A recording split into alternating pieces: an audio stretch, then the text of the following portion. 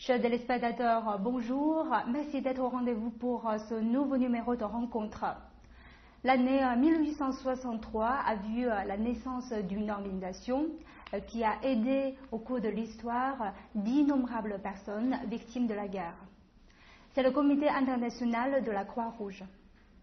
En 150 ans d'action humanitaire, ses membres ont été les témoins des conflits armés aussi atroces que complexes. Et aujourd'hui, nous sommes à la rencontre d'un travailleur humanitaire expérimenté, M. Pierre Cranbull. Bonjour. Bonjour. Vous êtes le directeur du département des opérations du Comité international de la Croix-Rouge. Et aujourd'hui, nous allons parler avec vous de votre expérience sur le terrain, votre réflexion sur le travail humanitaire et bien sûr les défis auxquels fait face la Croix-Rouge aujourd'hui. Mais avant de commencer notre discussion, voyons ensemble ce reportage. C'était le 17 février 2013, le 150e anniversaire de la fondation du Comité international de la Croix-Rouge ou CICR. Ces 150 dernières années, la Croix-Rouge est venue en aide à des millions d'individus de par le monde et a permis d'améliorer le quotidien de nombreux habitants de pays en guerre, leur permettant de retrouver l'espoir face à la torture et aux atrocités des conflits armés. Dans les conflits régionaux d'aujourd'hui, comme en Syrie ou au Mali par exemple, où sévissent des conflits armés, la Croix-Rouge est toujours présente, menaçant inlassablement ses opérations humanitaires.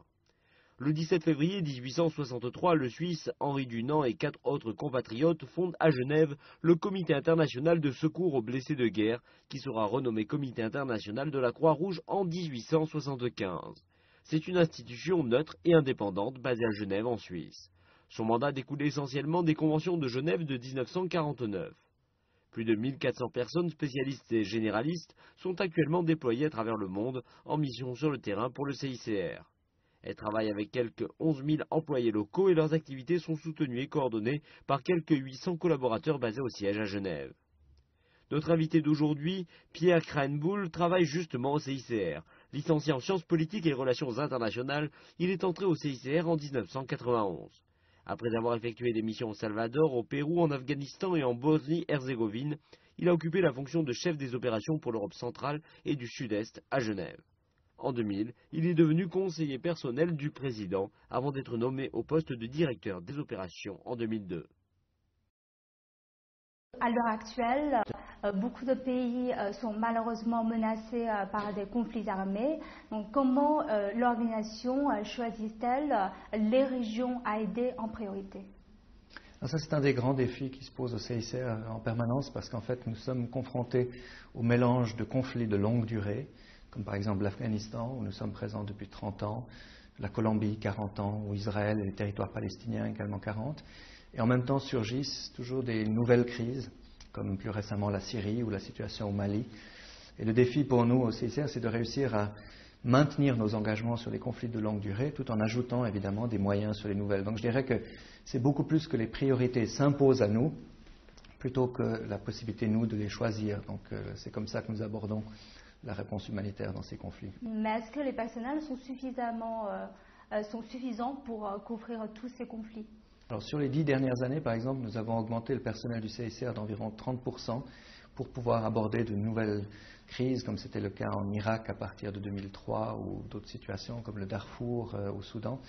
Donc il faut parfois pouvoir monter, ce qui nécessite à la fois des moyens humains et matériels pour pouvoir s'adapter. Et d'où vient le financement aujourd'hui pour le CICR? Alors l'essentiel du financement du CICR vient de gouvernement, puisque ce sont les États qui nous ont donné le rôle que nous jouons à travers les conventions de Genève, qui étaient signées en 1949, et qui prévoient un rôle spécifique du Comité international de la Croix-Rouge dans les théâtres de conflit. Et à travers ça, les gouvernements ont accepté de nous donner des contributions volontaires, donc 90% vient des États. Ensuite, nous avons 5 à 6% qui viennent des Croix-Rouges et Croissants-Rouges nationaux, et 3 à 4% qui sont des dons privés. Et vous avez mentionné le rôle de la CICR et en fait pour la plupart des spectateurs on pense surtout au travail humanitaire, c'est-à-dire que sauver des personnes en danger, mais un membre de votre organisation a expliqué aussi la CICR a vocation de rappeler aux gens avec des armes, aux gens au pouvoir que la guerre a des limites. Donc comment expliquez-vous ce rôle? Alors c'est vrai que nous avons deux rôles complémentaires qui se passent en même temps. C'est-à-dire que d'un côté, les conflits produisent des conséquences pour les populations. C'est par exemple des gens sont blessés, alors il faut les évacuer, il faut pouvoir soutenir les hôpitaux dans différents pays du monde. Actuellement, le CICR soutient une centaine d'hôpitaux à travers le monde, dans différents endroits. C'est avec du matériel, en formation. Mais nous avons aussi un rôle, effectivement, pour rappeler les responsabilités des partis. C'est-à-dire que nous allons nous asseoir avec les armées gouvernementales, mais aussi avec des groupes non étatiques, pour leur rappeler toute l'importance, lorsque des opérations militaires sont en cours, de protéger les civils, ce qui est quelque chose qui est aujourd'hui un des plus graves problèmes dans le monde, c'est qu'au fond, très souvent, les combats ont lieu au milieu des villes, dans des endroits très peuplés, où les civils sont exposés à des actes de violence délibérés, des représailles. Donc le CICR doit s'asseoir, rappeler ces règles. C'est un travail très difficile, parce que c'est beaucoup plus facilement accepté que vous ameniez de l'assistance médicale ou de la nourriture que de voir une organisation s'asseoir et puis rappeler les règles aux combattants. Un autre domaine dans lequel nous faisons ça, c'est quand nous visitons des prisonniers qui sont détenus par différentes autorités ou groupes pour rappeler l'importance de respecter le traitement de ces prisonniers, que la torture est interdite, que les mauvais traitements doivent être bannis. Mais ça nécessite beaucoup de persévérance pour pouvoir faire ce travail. Et vous avez des cas vraiment réussis dans ce domaine. Quel poids a le CICR sur ce genre d'influence? Alors, il faut être honnête et modeste par rapport à ça, mais je pense qu'il y a des situations où nous avons pu faire évoluer des pratiques et des comportements. Je pense à des situations que j'ai moi-même vécues en Amérique centrale, où au fil des années, quand le CICR devenait plus connu et le rôle du CICR mieux accepté, on a pu contribuer à des changements de comportement des acteurs. Je pense aussi à tout le travail que nous avons fait en Afghanistan, par exemple, en dialoguant à la fois avec les Américains et le gouvernement afghan, mais aussi avec les talibans sur, par exemple, le fait qu'il faut protéger les hôpitaux, il ne faut pas entrer dans les hôpitaux portant des armes ou des choses comme ça. Il y a des messages qu'on arrive à faire passer. D'autres, c'est parfois beaucoup plus difficile. Et vous avez travaillé aussi sur le terrain. Donc, comment réussirez-vous à vraiment voir ces colonels de guerre, voir ces personnes en pouvoir? Alors c'est tout un travail d'approche. Il faut évidemment créer des réseaux parce que le CICR, n'a pas d'autre influence ou pas d'autre arme, on pourrait dire, que notre dialogue et notre force de persévérance. Donc ce qu'on dit souvent, c'est qu'on n'accepte pas aisément une réponse qui dit non au CICR. Donc ça va arriver souvent, quelqu'un va dire non, le lendemain il faut revenir, il faut insister, il faut souligner l'importance. Et quand on réussit à établir une relation de dialogue direct, quand on voit que notre seul motif est humanitaire, que nous ne sommes pas un acteur qui venons avec une perspective politique, mais que nous venons vraiment pour mettre en avant la souffrance de la population et comment on peut aider à améliorer la situation des civils, alors la plupart du temps, on arrive à progresser dans ce sens-là. Et maintenant, vous êtes en Chine et vous venez régulièrement en Chine pendant ces dernières années. Donc, quels sont les projets en cours entre la Chine et la CICR? Alors, ce qui est très important, c'est de comprendre que le monde, évidemment, autour de nous a changé énormément. Comparé à il y a 20 ans, il y a de nouveaux acteurs d'influence sur le plan des États, et la Chine est évidemment très centrale dans ce sens-là. C'était donc très important, il y a 8 ans, quand nous avons ouvert notre délégation ici à Beijing, de pouvoir développer des relations régulières avec les différents ministères, en premier lieu le ministère des Affaires étrangères, pour améliorer la connaissance de l'organisation, travailler dans différents domaines de développement sur le plan du droit international humanitaire, aussi de travailler de manière proche avec nos collègues de la Croix-Rouge chinoise, et puis de chercher évidemment des opportunités de partenariat dans des activités du CICR, donc comme la Chine a contribué l'année dernière à l'activité du CICR en Syrie, mais nous espérons aussi pouvoir élargir ça à l'avenir à l'Afghanistan, à des contextes africains, où je pense qu'il y a beaucoup d'intérêt de collaboration mutuelle. Protéger et aider les populations menacées par la guerre, c'est la mission du CICR, une organisation indépendante et neutre. La Croix-Rouge apporte son aide à tout le monde sans discrimination, indépendamment des opinions politiques, de l'ethnie ou de la religion des individus.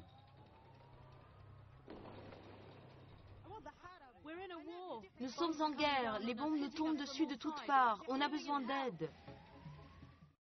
Pour les blessés, il ne fait aucun doute que la rapidité des secours est une question de vie ou de mort. Le CICR remplit précisément ce rôle de secours d'urgence.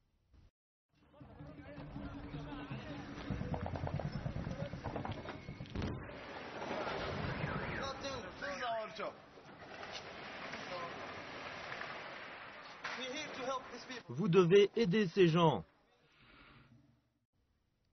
La guerre détruit tout, notamment les structures et les équipements hospitaliers. Si bien que les blessés n'ont aucun moyen de recevoir les soins dont ils ont besoin. Et les médecins eux-mêmes sont bien souvent en situation de danger de mort. Regardez, regardez tous ces os. Ils ont été réduits en morceaux. Le personnel médical de la Croix-Rouge apporte son aide aux blessés en fonction de leurs besoins. Nous ne faisons aucune discrimination. On soigne en priorité les blessés par arme à feu, sans se soucier qu'ils soient militaires, civils, ni même de quel camp ils sont. Bien que les droits des victimes de la guerre soient protégés par le droit humanitaire international, on voit chaque année des millions de personnes chassées de chez elles, à la recherche d'un endroit pour se protéger, faisant face aux maladies et à la famine. Pour ces personnes, le CICR fournit des équipements d'urgence, à savoir des rations alimentaires, des médicaments et de l'eau potable. Regardez ces deux sacs d'eau, on voit la différence. Ça, c'est l'eau du fleuve, et ça, c'est l'eau fournie par la Croix-Rouge. Dans ce monde jamais en paix, la Croix-Rouge apporte un peu d'espoir et de sollicitude. Avec les efforts de tous, le CICR pourra continuer à apporter de l'espoir à davantage de monde, à ces millions de personnes qui, chaque année, subissent la guerre ou des situations de danger. Et vous avez des moments inoubliables pendant votre travail sur le terrain? Oui, il y a des moments inoubliables. J'ai jamais oublié au Pérou, quand j'étais vraiment tout au début de mon parcours, sur une place de village où on était en train de donner des consultations médicales et où la population arrivait le matin pour faire le marché, et où deux groupes armés se sont tout à coup affrontés au milieu de la place du village, où il y a eu beaucoup de morts autour de nous, et où il y avait aussi un moment très menaçant pour nous comme équipe. Mais après, on a aussi pu aider pour l'évacuation des blessés et puis vraiment pour faire une différence pour beaucoup de gens. Donc évidemment, c'est des moments qu'on n'oublie pas et qu'on n'oublie jamais. Je n'ai pas non plus oublié les mois que j'ai passés dans Kaboul sous les bombardements au milieu des années 90, dans une situation où la population civile était confrontée vraiment à des excès extrêmes des partis. Et en Bosnie, ce qui m'a beaucoup frappé, c'est que je me suis souvent posé la question, en fait, qui est-ce que je serais moi si j'étais né en Bosnie, si j'étais moi-même bosniaque? Est-ce que je serais un des acteurs dans le groupe armé, ou je serais un journaliste critique, ou je serais un acteur engagé dans le social ou d'autres choses? Et je crois que la seule réponse honnête qu'on peut donner, c'est qu'on ne sait pas qui on serait soi-même si on était pris dans sa propre société dans une situation de conflit. Et ça m'a toujours amené à me méfier beaucoup de porter un jugement sur les gens, parce que c'est vrai que si on veut influencer les comportements et les changements, il ne faut pas d'abord juger, il faut d'abord s'asseoir et dialoguer. Est-ce que vous avez confronté à des moments difficiles où vous vous trouvez difficile de rester impartial? Oui, c'est sûr. Je pense que les fois où c'est le plus difficile, c'est quand on est dans des situations où il y a un déséquilibre évident entre finalement la manière dont une population d'un côté est affectée plus gravement qu'une autre. À ce moment-là, ça devient très difficile émotionnellement. Une autre situation que j'ai toujours trouvée difficile, c'est quand on sort d'un lieu de détention. Le CICR visite dans à peu près 90 pays du monde des prisonniers. On a chaque année 1,5 million de personnes qu'on visite comme ça pour vérifier les conditions, le traitement. Et ça va vraiment de différents pays. Comme vous savez, on visite à Guantanamo, par exemple, ou en Afghanistan, en Irak, dans différents pays africains, en Somalie et ailleurs. Et c'est un travail très important quand on voit parfois, dans certaines situations, à quoi les détenus sont confrontés et quel type de traitement il y a dans des lieux de détention. Quand on sort, l'instinct, le premier, c'est on a envie de parler à quelqu'un de ça. Mais de nouveau, l'idée, c'est le lendemain, la semaine d'après, il faut retourner dans ce lieu pour pouvoir être régulièrement présent, pour pouvoir influencer des changements. C'est ça qui est au cœur de notre travail. Vous avez des regrets? Il y a certainement des situations dont je me souviens où je me suis ensuite posé la question, est-ce que j'ai suffisamment insisté dans cet entretien, ou est-ce que j'ai poussé l'interlocuteur suffisamment loin, est-ce que j'étais moi-même suffisamment dur? Puis on a toujours un peu ce mélange entre la conviction qu'on a pour pouvoir atteindre des populations et puis le souci qu'on a pour la sécurité de ses propres équipes. Donc c'est toujours un peu un équilibre à trouver. Mais donc on est, bien sûr, à titre individuel, il y a toujours des situations où on pense après, là j'aurais dû insister un petit peu plus. Parlons de l'équipe. Est-ce que vous avez côtoyé le danger? Est-ce que vous avez été souvent menacé? Vous êtes aussi menacé? Alors j'ai eu des situations de sécurité très délicates, notamment pendant l'expérience en Afghanistan, mais aussi en Bosnie, parce que dans les deux endroits, il y avait des situations où l'artillerie était utilisée, l'aviation était utilisée. Ce qui est parfois le plus délicat, c'est quand vous traversez une ligne de front, parce que vous savez que vous arrivez au dernier checkpoint d'un côté, et que vous voyez bien que les combattants qui sont là se demandent comment c'est possible que quelqu'un traverse la ligne, puisque eux, toute la journée, ils sont dans des échanges de tirs, et de l'autre côté, c'est l'ennemi. Et vous allez passer. Et donc leur question naturelle, c'est, mais s'il passe, il va peut-être donner des informations sur ce qu'il a vu de notre côté. Et je pense que les gens sont convaincus uniquement quand vous revenez et que vous partagez aucune information avec eux sur ce que vous avez vu de l'autre côté. Là, tout à coup, ils se disent, OK, peut-être que c'est cette façon-là de travailler. Et ça, c'est les moments où vous pouvez être face à des gens qui sont très agressifs, très menaçants. Et j'ai souvent vu en Afghanistan, par exemple, que nos collègues afghans étaient nettement meilleurs quand il fallait négocier dans ces situations-là que nous comme étrangers, parce qu'ils connaissent évidemment beaucoup mieux la réalité locale, la manière de dialoguer, la manière de calmer un acteur qui est très énervé avec son arme.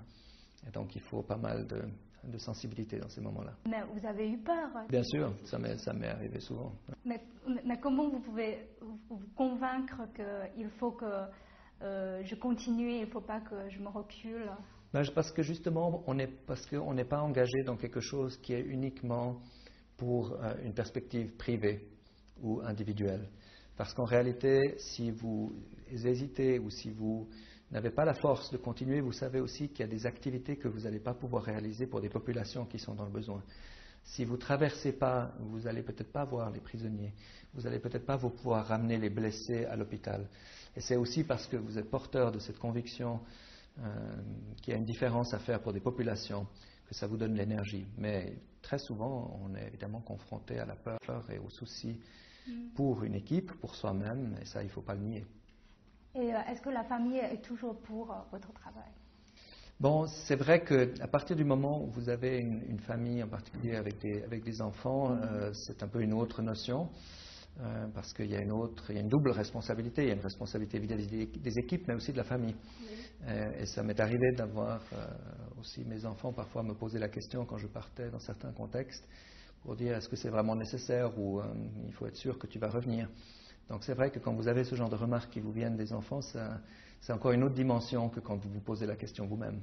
À quel point l'aide prendra-t-elle fin? Alors, en principe, on est en tout cas engagé pour la durée du conflit. C'est-à-dire que, prenons le cas d'un conflit qui s'est terminé en Bosnie-Herzégovine. On a donc travaillé pendant 3 ans et demi. Quand le conflit s'est terminé, on a encore eu un travail pendant de nombreuses années sur la question des disparus. Par exemple, c'est un problème qui est très souvent dans les contextes armés, c'est que les gens qui disparaissent parce qu'ils ont été arrêtés ou tués. Évidemment, pendant des années, les familles vont continuer à les chercher. Et vous allez les accompagner? Voilà, on fait le travail de chercher à identifier où ces personnes ont pu disparaître. Parfois, quand il faut, il y a des lieux où des gens ont été enterrés. S'il y a des exhumations à faire, on accompagne ce travail, on essaye d'accompagner l'identification qui suit. Parce que c'est vrai, nous sommes convaincus que c'est un rôle important par rapport à la réconciliation dans un pays. Si des dizaines de milliers de familles ne savent pas ce qui s'est passé pour un proche, c'est extraordinairement difficile pour eux de tourner la page. Il y a toujours cet espoir que quelqu'un va rentrer un jour. Chaque fois que le téléphone sonne, ils sont convaincus que c'est quelqu'un qui appelle avec une nouvelle. Or, la plupart du temps, malheureusement, c'est des gens qui ne sont plus en vie. Mais pour l'accepter, il faut être sûr. Et ça, c'est presque dans toutes les parties du monde comme ça. Nous travaillons sur l'Amérique latine, en Afrique, en Europe, en Asie, sur des situations de personnes disparues. Et c'est souvent quelque chose de très douloureux. Maintenant, ce n'est pas parce que le CICR veut perpétuer sa présence, mais c'est des dossiers qui sont très, très importants. Mais est-ce que vous vous trouvez avant dans des situations où vous êtes obligé de quitter les terrains, mais le travail de l'aide n'a pas encore fini? Ça peut arriver dans des cas particuliers où nous avons quitté des régions parce que c'était par exemple trop dangereux pour travailler ou parce qu'il y avait eu des attaques particulièrement graves contre le CICR directement, ce qui est arrivé à plusieurs reprises. Nous avons dû parfois décider. Notre tentative est de rester le plus longtemps possible, mais il y a évidemment une responsabilité vis-à-vis du personnel. Ça peut arriver qu'on doive se retirer entièrement, même quand le travail n'est pas entièrement terminé, c'est clair. Et comment vous avez choisi la CICR comme métier? Alors parfois on tombe dans un métier de manière un peu inattendue. Je cherchais à faire une expérience humanitaire et en Suisse, comme je suis suisse, c'est relativement naturel, on pense très souvent, très rapidement au CICR, donc c'est ça la perspective. J'ai aussi rencontré à l'université des collègues qui avaient fait l'expérience du CICR et qui ont été très convaincus. C'était ça, je suis parti d'abord avec l'idée de faire 2-3 ans. Maintenant, ça fait une vingtaine d'années que je travaille dans cette organisation. Et c'est vrai que j'ai pris la passion de ce travail depuis l'intérieur, dans des expériences en Amérique latine, en Afghanistan et en Bosnie. Et qu'est-ce qui vous a poussé à rester? Je crois que c'est tout le temps d'être confronté finalement aux populations pour qui on arrive à faire une différence. Je crois qu'il n'y a sincèrement rien de plus touchant que de pouvoir aider une famille à retrouver, par exemple, la trace d'un enfant avec lequel ils étaient séparés pendant des combats, ce qui arrive chaque année dans de nombreux endroits. Et quand vous arrivez à identifier le lieu où cet enfant se trouve et que vous retrouvez la trace de la famille à l'autre bout du pays et que vous permettez aux gens de se retrouver, c'est une émotion d'une pureté mais aussi d'une puissance incroyable. Et j'étais souvent frappé dans les pays où j'ai travaillé par finalement la situation et le courage de beaucoup d'acteurs locaux. Donc, par exemple, très souvent, que ce soit en Afghanistan, mais je l'ai vu aussi en Irak pendant les années 2003-2005, où chaque jour des médecins vont laisser leur famille à la maison, vont aller le matin à l'hôpital en prenant d'énormes risques eux-mêmes. Et quand vous voyez quels sont les risques que les gens sont prêts à prendre localement, qui eux-mêmes sont affectés par ces événements, ça vous donne énormément de courage et de force pour travailler dans ça vous rend absolument convaincu que ça vaut la peine de vous engager et de continuer à vous engager. Mais je suppose que la guerre, ça donne à des situations quelquefois très atroces ou cruelles. Donc, est-ce que dans le groupe, il y a finalement des gens qui renoncent et qui ne supportent pas, qui va dire je vais renoncer? Est-ce qu'il arrive? Non, c'est certain. Il y a par exemple des collègues du CICR qui étaient présents au Rwanda lors du génocide au milieu des années 90 ou des collègues qui étaient à Srebrenica juste au moment des événements, aussi au milieu des années 90, ou des collègues qui sont actuellement confrontés à l'impact extrêmement dramatique du conflit en Syrie. Et c'est clair que chacun et chacune d'entre nous va réagir différemment. Finalement, ce qu'on apprend, et ça c'est difficile, c'est à quel point les êtres humains sont capables d'infliger les pires souffrances à d'autres êtres humains. C'est à ça qu'on est confronté au quotidien. Et même si on cherche à influencer des changements de comportement, on sait que les résultats qu'on obtient, c'est parfois des résultats modestes en comparaison avec les niveaux de violence. Donc ça peut être très dur de tenir. Mais je pense aussi qu'il y a une très grande force dans la volonté collective du CICR de continuer à s'engager. C'est aussi pour ça que ça fait 150 ans qu'on existe. C'est pourquoi il y a un membre de votre organisation qui a dit qu'il ne faut pas pleurer avec les victimes. Il faut que vous soyez ferme. Alors je pense qu'il faut un mélange. Il faut réussir à être ferme et parfois un tout petit peu à probablement être plus dur vis-à-vis de l'extérieur que ce qu'on est vraiment à l'intérieur. Parce que je ne crois pas qu'il y ait qui que ce soit au CICR qui passe à travers ces expériences sans avoir des moments où on verse une larme ou un moment où on est tellement profondément touché, ému, qu'on ne sait plus très très bien comment faire. Donc je crois qu'il ne faut pas contribuer à une image que l'humanitaire c'est une espèce d'équipe de gens totalement héroïques et qui sont capables de tenir en toutes circonstances. Je pense que nous avons les mêmes faiblesses, émotions et surtout beaucoup de doutes au quotidien, parce que vous ne savez jamais, est-ce que j'ai suffisamment insisté, est-ce que j'ai poussé assez, est-ce que je devrais aller plus loin. Le courage individuel, évidemment, il touche à ses propres limites. Donc il y a un peu ce mélange. Il faut parfois tenir, il faut un peu la robustesse, mais il faut aussi toute la sensibilité pour pouvoir reconnaître que ce qu'on voit, c'est quand même très difficile souvent. On est tous des êtres humains. Absolument. Et puis personne au CICR, ou personne qui travaille au CICR non plus, n'est arrivé dans ce monde neutre. C'est-à-dire qu'on a tous nos émotions, on a tous nos convictions, on voit une situation. La première chose qu'on a en fait naturellement envie, c'est de dénoncer la souffrance de la population, c'est de pouvoir condamner un acteur qui est responsable de ces violations. Puis en même temps, on sait, si on fait ça, le lendemain, on perd l'accès à ces populations. Donc finalement, c'est un choix aussi. On peut décider qu'on veut faire autre chose, qu'on veut faire une action plus politique. À ce moment-là, il faut quitter le CICR et faire ça ailleurs. Mais au CICR, c'est un peu un choix délibéré de retenue sur un plan politique. Nous sommes une organisation qui n'est pas politique. Nous avons pour motif d'atteindre les populations et de les aider. Pour ça, il faut se mettre soi-même un peu en recul, avec ses propres opinions, ses propres envies. Mais à l'intérieur, c'est sûr que les convictions et les sentiments et les émotions sont tout aussi fortes que n'importe qui. Et vous avez aussi fait des études sur les conflits armés contemporains. Donc, quels sont les nouveaux défis pour la Croix-Rouge aujourd'hui? Alors, les défis principaux, c'est qu'aujourd'hui, on est confronté à des conflits qui sont moins idéologiques en nature. Si on compare à la période de la guerre froide, où évidemment c'était très fortement idéologique à l'époque, aujourd'hui, on est dans des conflits qui sont beaucoup plus pour un mélange d'accès à des ressources naturelles, pour des questions où vous avez un mélange d'acteurs politiques et criminels dans beaucoup de contextes, ce qui fragmente beaucoup les acteurs. Donc, dans les années 80 en Amérique centrale, vous auriez eu un gouvernement, un groupe d'opposition, peut-être deux. Les choses étaient assez claires. Aujourd'hui, par exemple, dans l'est de la République démocratique du Congo, nous sommes confrontés à une cinquantaine de groupes armés.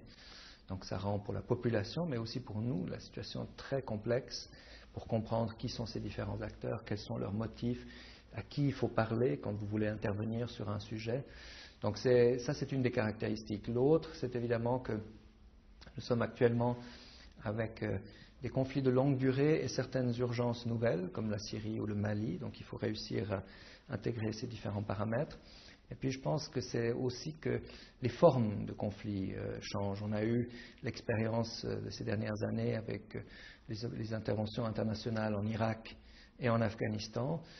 C'était des interventions conventionnelles avec des troupes sur le terrain. Aujourd'hui, on voit quand même qu'une partie de ces interventions vont aller vers d'autres méthodes, à la fois l'engagement de forces spéciales, l'utilisation de drones. Donc on voit aussi que les méthodes de guerre évoluent en permanence et le CICR doit toujours aussi réussir à s'adapter à ces réalités-là. Comme vous et beaucoup de membres de votre organisation ont été témoins des conflits armés, donc quelle est votre réflexion sur la guerre, sur des conflits armés? Sur les conflits eux-mêmes, ce qui me frappe beaucoup, c'est précisément à quel point il y a peu de conflits qui ont été terminés ces dernières années. J'ai vécu la Bosnie, c'est un conflit qui s'est arrêté à un moment donné avec une négociation. Mais si vous pensez à la plupart des autres, il y a très peu qui se terminent de façon négociée. Et même si le CICR n'est pas un acteur politique, ça me frappe parce que ça signale le besoin d'un engagement de la communauté internationale, beaucoup plus dans le sens de la médiation et du dialogue pour sortir de ces crises. Parce que le CICR reste pendant des dizaines d'années dans des contextes. Donc on voit aussi à quel point l'action politique, pas menée par nous, parce que ce n'est pas notre rôle, mais menée par d'autres, est nécessaire pour que des sorties de conflits soient trouvées. On a vécu beaucoup sous le réflexe de l'intervention militaire dans les situations de crise. Je pense qu'aujourd'hui, c'est vraiment nécessaire que l'action politique et de médiation soit renforcée sur le plan international. Je vous remercie beaucoup, Monsieur Graham-Bull, d'avoir partagé votre expérience avec nos téléspectateurs et on souhaite tous la paix dans le monde. Merci beaucoup. Merci beaucoup.